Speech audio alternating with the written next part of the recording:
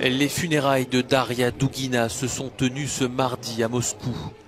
La fille de l'idéologue Alexandre Dugin, âgée de 29 ans, est décédée samedi soir dans l'explosion du véhicule qu'elle conduisait près de la capitale russe.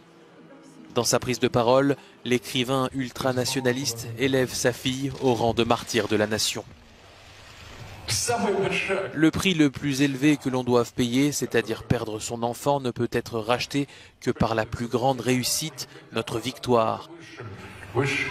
Elle a vécu pour cette victoire et elle est morte au nom de cette victoire, notre victoire russe, notre vérité, notre foi orthodoxe, notre pays, notre État.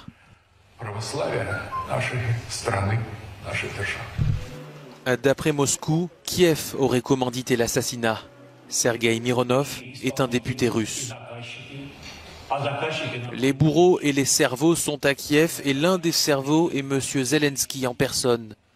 Ils seront inéluctablement confrontés à la justice internationale. La racaille fasciste doit être anéantie dans sa tanière à Kiev. La dénazification complète de l'Ukraine est impossible sans la liquidation du régime fasciste criminel de Zelensky. D'après les services secrets russes, cette femme ukrainienne aurait suivi Daria Dugina pendant plusieurs jours avant de commettre l'attentat sur ordre de Kiev.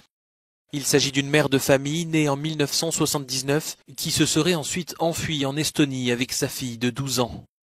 Kiev dément formellement toute implication. Dans un tweet, un responsable ukrainien accuse les services russes d'être à l'origine de l'attaque. La première d'une longue série destinée à susciter le soutien de l'opinion publique dans le contexte de guerre, poursuit-il.